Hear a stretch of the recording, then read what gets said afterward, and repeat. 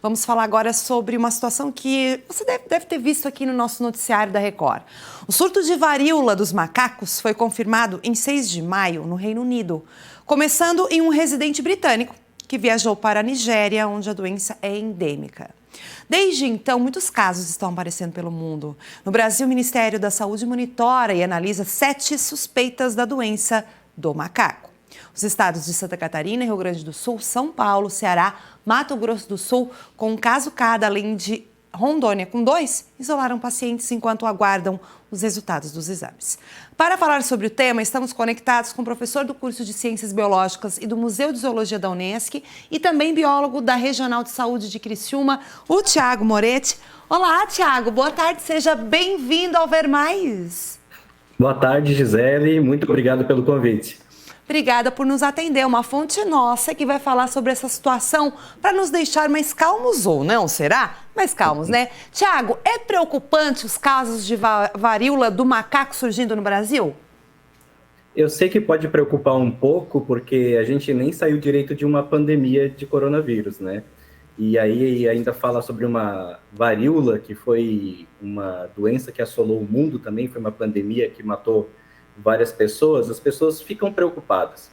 Só que no caso, nesse momento, a gente está falando da varíola, né, símia, que ela tem esse nome, não porque nesse momento ela, né, perfaz ou ela está sendo distribuída ali nos macacos. Porque lá na década de 50, né, pesquisadores da Europa e dos Estados Unidos, eles importaram macacos para suas pesquisas, e esses macacos, então, eles estavam com a varíola. E aí falaram, então, varíola do macaco.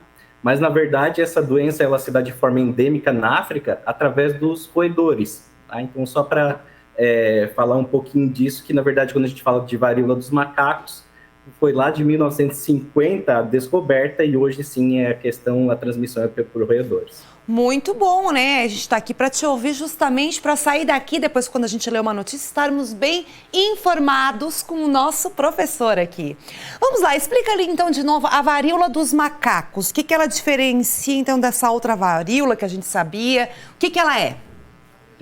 Então, a varíola humana ela foi erradicada lá na década de 70, 80, graças às campanhas de vacinação. Essa varíola símia a gente já conhece desde 1950, tá? Então não é uma doença nova, como eu falei, ela já acontece na África, ela é endêmica de lá. Só que o interessante nesse momento, e o que a Organização Mundial da Saúde está, né, verificando, é porque os poucos surtos que tiveram fora da África, eles foram controlados rapidamente, então eles não se espalharam. Por exemplo, 2003 nos Estados Unidos, né, começou com um paciente lá nos Estados Unidos, e depois se espalhou só para 45 pessoas. No Reino Unido também, em 2017, 2018, a gente já teve alguns casos, mas, de novo, ela não tinha se espalhado como se espalhou dessa vez. Mas motivos para preocupação não tem. Primeiro, né, a primeira diferença da varíola símia com a que já teve lá nos seres humanos é que ela é mais branda. Então, os casos que nós temos eles vão variar ali de um tempo de infecção de 2 a 4 semanas, a gente diz que ela é autolimitada, né? E a mortalidade é de em torno de 1%.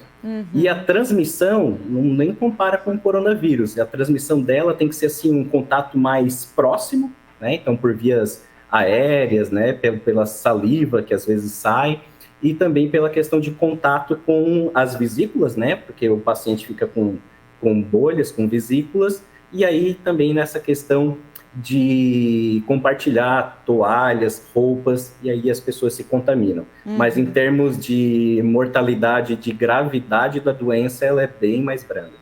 Tá.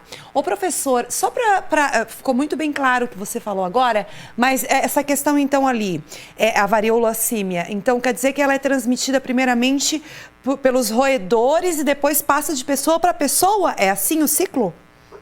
Perfeito, isso a gente chama de questão do ciclo zoonótico. Tá. Então, a primeira infecção, normalmente, ela se dá o homem se colocando nesse local, né, como um hospedeiro acidental. E aí, depois que o homem ele é contaminado com um vírus, ele pode estar transmitido, então, diretamente de pessoa para pessoa.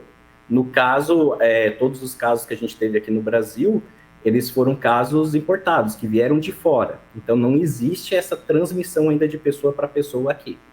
Sim. Professor, agora os sintomas, você já pincelou alguns deles, bolhas, né, algumas bolhas. O que mais que existe de sintoma?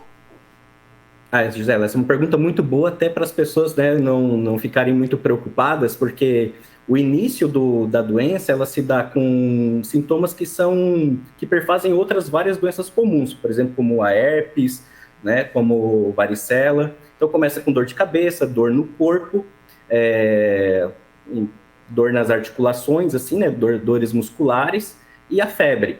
E aí depois de um período ali de 4, 5 dias que começam essas vesículas, essas bolhas que são características mesmo da varíola. Uhum. Então, para as pessoas não se preocuparem, não é assim, né, eu conheci alguém que está com essas vesículas, é varíola do macaco. Então, o confirmatório mesmo é só exame laboratorial que é feito pelo Adolfo Lutz. Sim. Tratamento e cura é algo simples? Então, isso é uma outra coisa que a gente já tem uma resposta para isso, diferente do coronavírus. Quando o coronavírus surgiu, a gente não tinha vacina, a gente não tinha medicação, e no caso da varíola símia, como nós já tivemos aquela pandemia de varíola humana, nós tínhamos a vacina. E essa vacina nós temos até hoje no mundo, e essa vacina para varíola humana, ela protege cerca de 80% a 85% para a varíola símia. Então, nós já temos uma vacina. Sim. E o segundo ponto é que também nós temos autorizados no mundo já 2 medicamentos para isso. Caso ocorra, então, uma proliferação, a gente não vai começar do zero, igual no coronavírus. Isso é muito bom, uma ótima notícia, Thiago Moretti. Adorei conversar contigo, acho que esses assuntos, né, são muito importantes para a gente falar com nossos profissionais, né, pertinho da gente. Thiago Moretti, muito obrigada e volte sempre ao Ver Mais. Muito obrigado, Gisele, e boa tarde a todos. Boa tarde. Explicadinho, né? Não é para se assustar tanto, né? Só cuidar, vamos ficar monitorando e aqui você fica bem informado.